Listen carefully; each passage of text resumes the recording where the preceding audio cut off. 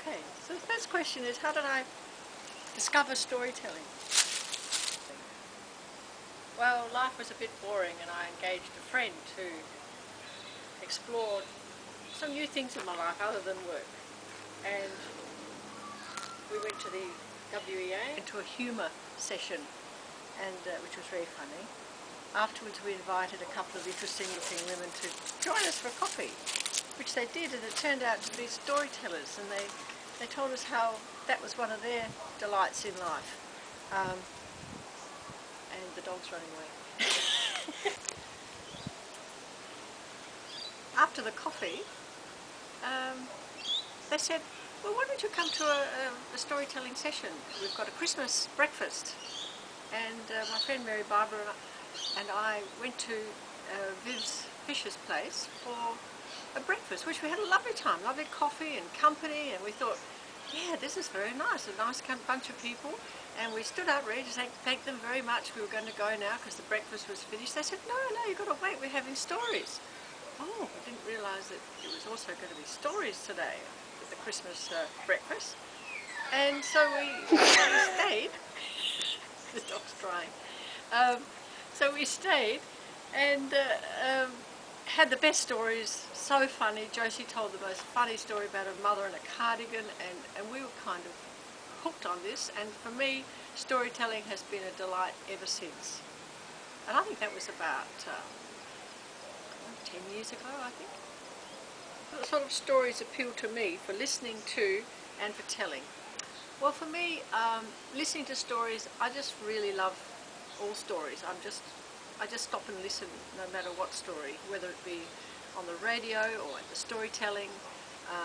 People just exchanging experiences in life and they're telling it in a story format. I'm also particularly interested in stories that are kind of give me something to work on, philosophical in some way, or sort of have a moral to them, or somehow I can learn and have a new insight into life. So I love stories like that. And I just love entertaining stories too, and funny ones. And for telling, I'm actually a serial listener, so I listen more than I tell, but occasionally a story will call me to tell, and often they are what I see as wisdom stories, or they may be stories of something of my own personal experience in life, and I see some story aspect of it that will be either delight or entertain or again give insights. So that's what appeals to me. You know, I was just thinking about how I discovered storytelling, the previous question, and I realised that how I really discovered storytelling was my mother was a great storyteller, and she used to go and do things like play golf or have a dinner party or raise money for the building of the local hospital or whatever she got involved with, and she'd come back and as she prepared a meal or we were driving in the car, she'd let us know all about it. And her natural way of speaking was in the storytelling style, and so I just used to be able to remember all that she told me because it was so vivid, and I could almost imagine I was there with her doing whatever she was doing. So really she introduced me to storytelling. What draws me to being involved with the Storytelling Guild was another question that we asked the various people we interviewed. And well, what draws me to be involved is that it's the company, it's the social group, and it's a delightful group because being involved with that group has no politics, and there's no backbiting, and there's no sort of jostling for leadership or higher status or anything like that. It's just a really warm-hearted, interesting bunch of people that have got life experiences that they share through their stories, and it's just a very friendly, happy place to be involved. And I just love the camaraderie of it. I usually join the committee because I've never had a committee that's so delightful before. We have more laughs per minute than any other committee and meeting that runs things that I've ever known in my life. So I just really am thoroughly nourished by the group. The values that I see in storytelling is there's a sense of sharing. Um, People sort of exchanging things that are quite intimate to themselves, and how they view life, and how they have the stories that they pick and choose kind of reveal who they are. So I value that aspect of intimacy. Um, One of the other values is of personal growth. So the stories would tell me something new that I hadn't thought of before, or a new way of seeing something, or some sort of insight. Again, I use the word insight because that seems to be the thing that appeals to me, some wisdoms. Um, I think the other value is of just pleasure, of intellectual imagination, creativity, self-expression, um, a place to be safe when you're kind of going into a risky moment of performance, a place where it's, so I value the people's attitude to mistakes, which they accept as being part of the learning process, part of the growing process. And I never have any fuss with anybody, however they do their story. For me, they're doing the best they can, so I just accept it. So that's another value of accepting. And yeah, just sort of sharing the very deepest things around life. That's what I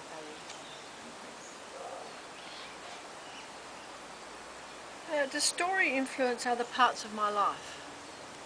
Well, funnily enough, I just pop up with storytelling throughout my whole day, especially at work, or in other social situations. Somebody will say something and it'll just suddenly bring to mind a whole story that will kind of illustrate that point, or expand the point that we were talking about, or allow me to sort of bring more to the conversation, and I'll just pop up with a story of who knows what it might be about, because I can't even think of a story, just say, think of a story. I don't think of a story, but when people are making conversation, it might be, for instance, I was at a conference the other day and I heard somebody tell a story, and I thought, that's how I tell stories, or why stories get stimulated for me to tell. And they were saying, well, in a work situation, how do you value, how do you train staff, and how do you sort of, you know, treat mistakes? Sometimes people make rather heavy mistakes. And there's this marvellous story where an executive has a job that's very new to him, and he's made a decision that cost the whole business about $2 million. It was a huge disaster. So he was kind of in fear and trepidation when he was called into the CEO's office, and he said, well, look, yeah, I realise that you know, this decision was made and it's cost a lot of money. I suppose you would like me to tender my resignation, which I'm prepared to do, and I'll take responsibility for it. And the CEO says, oh, hold on, you don't think that, no, we're not going to get you to retire, you know, or to resign. Gosh, we just paid $2 million for your education. We want you to stay and make use of the learning that you've had from that. And the guy went on to be very, very much more successful. But that little story just can come up at times when it fits a situation. So that's how a story influences my life. I just tell them all the time. I've got another question here too. So what are my strategies for preparing to tell a story, including finding stories and learning them? So my strategy for learning stories, if I'm going to tell a story, I have to just know it in my memory. I have to be able to live it inside my imagination, and I'll almost like describe what I'm living.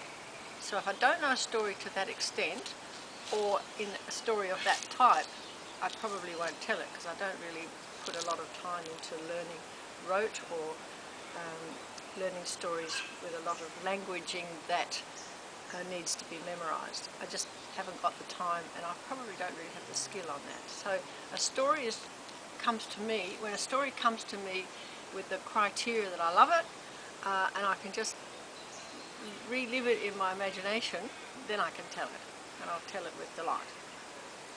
And so that's my strategy, and I sometimes drive along on my own in the car and tell it to myself out loud. That helps to crystallise it, but every time I do it it's completely different, so that's a bit hit and miss. So I really just go over it, and sometimes I'll go over it and tell it to myself at night, thinking I'm going to put myself to sleep, and sometimes I don't, I stay awake thinking of the story. So my technique is not as rigorous or as academic, I suppose, as some. So it has to just come from a sense of delight and a bit of heart.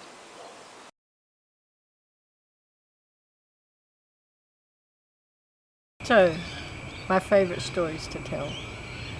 Well, I think one of my favourite stories is the one about the king and the queen and the groom, where the groom pretended he was the king and the queen never knew, and the king trying to find out, and it was just a bit of an intriguing story.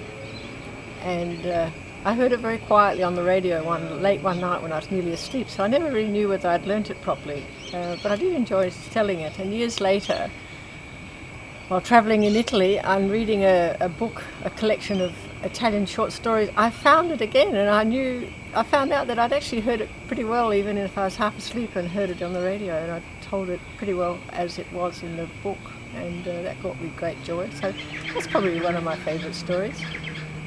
Now, what would my life be like without storytelling?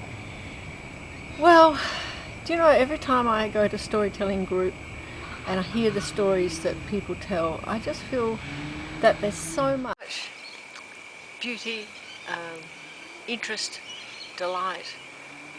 It's just all the words of intrigue, curiosity, fun, all those things that stories can bring, that are just enriching and just boosting life and boosting joy and bringing a whole pile of new experiences and new thoughts that I just don't have when I trot along in my daily life of work and chit-chat with others and television or whatever. But so stories just bring a huge world, past, present, future, high, low, deep, wide, the whole lot. So that's why storytelling to me is a joy to have in my life, and without it I'd be missing those things.